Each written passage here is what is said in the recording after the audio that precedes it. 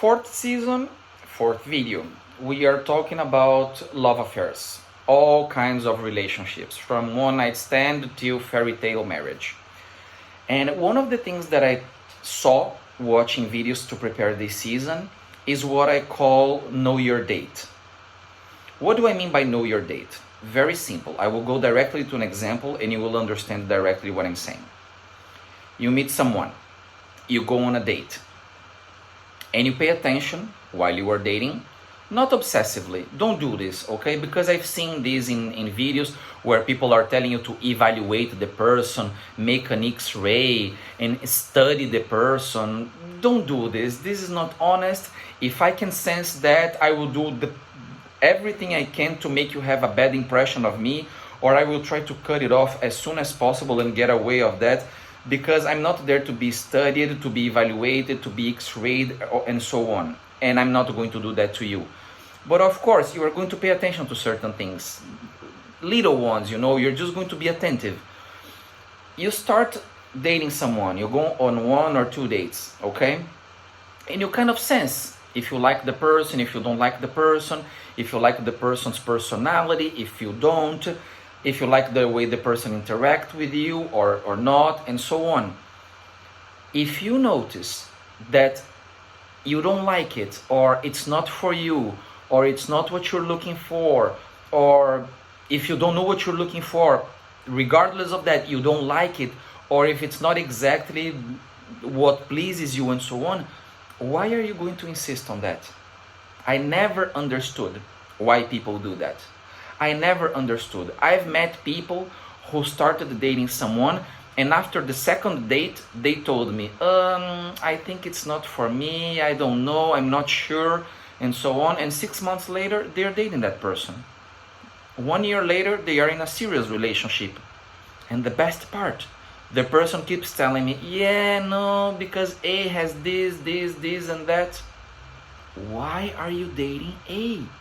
Please answer me that question. If you watching this video know the answer for that, please answer it to me. Please tell me why. Because I couldn't understand. Watching all the videos that I've watched, why people are doing something that they shouldn't be doing. Why people are dating someone that they don't like. Why people are engaging in a relationship with someone that is not what they're looking for, is not their cup of tea, is not their taste, is not their expectations. I could never understand. If I start a relationship and the relationship is going this way, and suddenly I notice that the relationship is going that way, that the person who was like this is being now like that, and that is not what I want, that doesn't please me, that is not what I want from a relationship, and so on, I am going to cut it off. I don't understand why people cannot cut it off. You should cut it off. Oh, but we've been together for a while. Who cares? Oh, but we bought a house together. We have kids.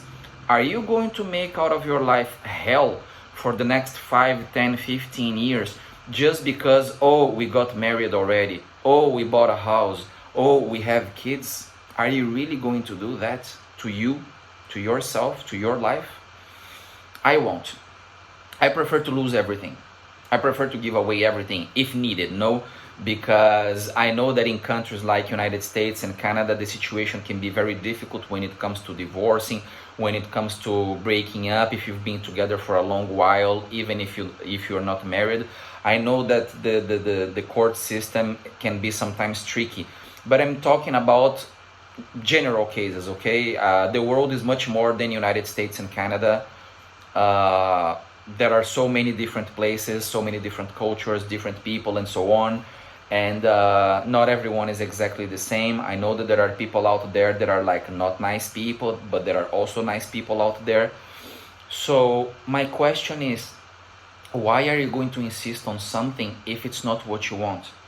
If you notice that the person is not interested, or if you are not interested anymore, if you don't like the person anymore, why will you insist on that?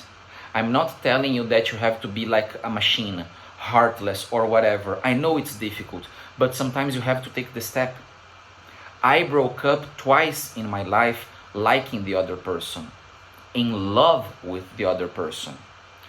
First, because we took different paths in life. I wanted A, she wanted Z.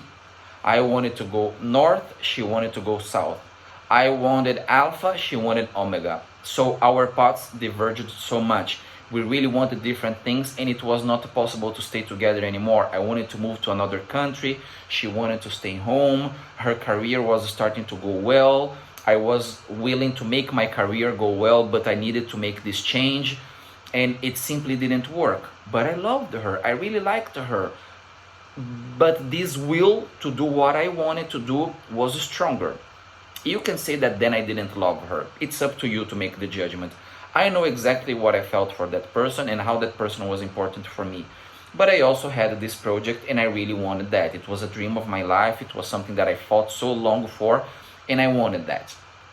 So I decided to break up. The second case, I really did like the person, but really did like the person. Everything was great with that person. She had the brains, sexual life was amazing, she was an interesting person, she had similar tastes, even similar goals. But according to my judgment, according to my perspective, she was crazy. And our relationship was just going nuts. It was becoming extremely unhealthy. I've had some good, healthy relationships in my life, and I've had some unhealthy relationships in my life. When I detected that that was going to hell, I decided to cut it off.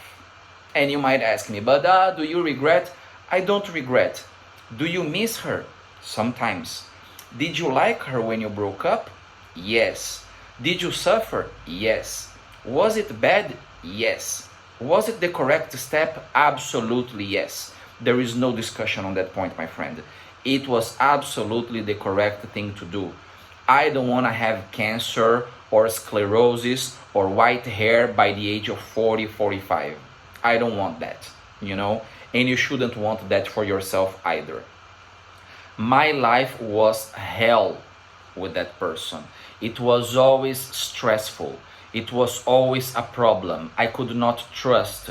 We were always discussing. There was always something weird, dark, and not clear. And I don't like this kind of stuff. At least it's not my cup of tea. I don't know if it's your cup of tea. If it's your cup of tea, go for it, but it's not mine. That's not what I'm looking for in a relationship. If there is something that I really do not want in a relationship in my life, is war, problems, games, playing, lying, and so on. I don't want that. There are people who live well with that, who like that, who even enjoy that. They feed themselves from that. That is absolutely not my case. I already have problems in my life. I already have things that I needed to deal with. I already have people that sometimes I needed to deal with, and I'm not interested in dealing with them because I see what kind of people they are. I don't need more in my life. If I'm dating someone, I will try my best to bring peace. I will try my best to collaborate so that we build a nice relationship. I will try my best to support that person's choices, that person's life, and that person's goals. If I'm going to start a relationship to have only problems, only discussions, you can be the brainiest person in the world. You can offer me the best sex of my life. You can be a very, very, very intelligent person with whom I have the most mind-blowing conversations. It's not gonna work. I'm going to cut it off. And I think you should do the same. I think you should pay careful attention to this when you start dating someone, to see if that is going to take you to hell or if that is going to take you to a place of peace, where you can work in peace, you can develop projects in peace, you can build something together in peace, you can plan a life, you can enjoy things together, and so on. But if you notice that for any reason that is going in a completely wrong direction, that is going in a path that you really don't want for yourself, there is no reason for you to stay there. Doesn't matter what you have, doesn't matter the kind of relationship, what you have done together, and so on. It is not worth the effort. It is not worth ruining the best years of your life, the years to come, just because this and that. Trust me, I've done that choice once. I've decided I'm leaving everything, I've got nothing left, and I'm going to move on. I did it, and if I did it, I can tell you, you can do it. because then you might say it's very easy to say, it's very easy to theorize, but I want to see in the practice. I did it in the practice, and I think you should consider doing the same. Don't stay in a place where everything is bad, or almost everything is bad, and your life is just like hell because of kids, apartment, this and that. Leave, go live your life, go do something different, and find a way to arrange the other terms. You will probably thank me later.